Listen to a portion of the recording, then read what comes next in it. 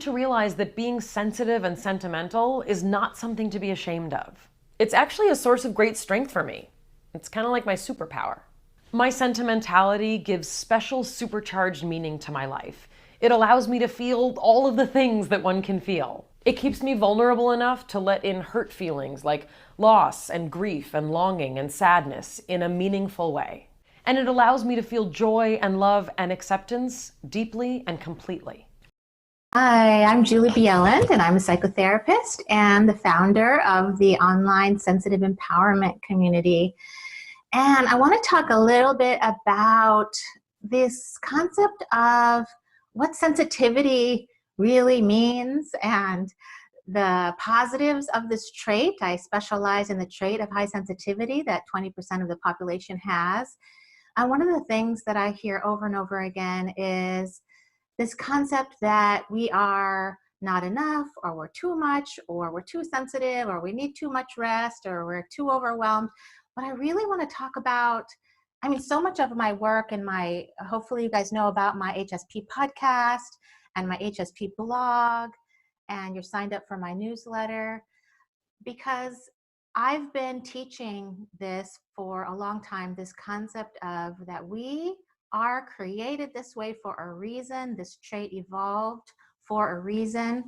And just the other day, a family member of mine who's in their 20s contacted me and was saying that they were getting a lot of messages from their parents and other places that they were too shy, or they weren't pushy enough, or they didn't go and talk to new people enough, or whatever wasn't enough.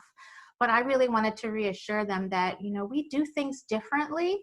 We have a lot more time that we spend internally processing a lot more information, a lot more data, and therefore we cannot compare ourselves to the 80% without this trait.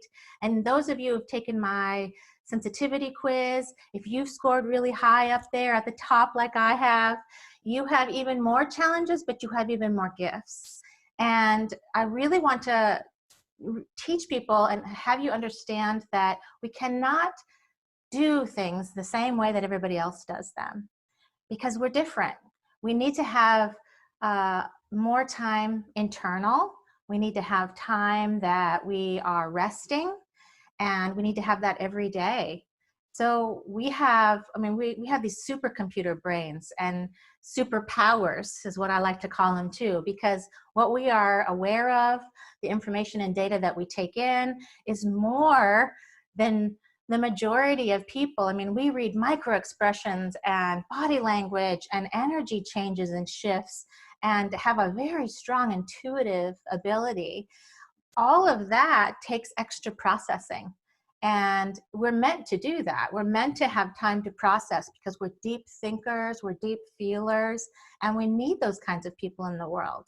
But we can't force ourselves to be in situations that the rest of the chaotic world is living in. We have somehow gotten to this place where it's considered a good thing to be constantly busy and constantly stressed and doing. But in fact, we're losing out on really important parts of ourselves in the process, because if you haven't taken time to yourself for a while, you might not even know what it feels like to be in a place of stillness. But yet it is incredibly important that we do that on a daily basis. It's where I find my center. It's where my most creative flow comes from, is in that quiet place.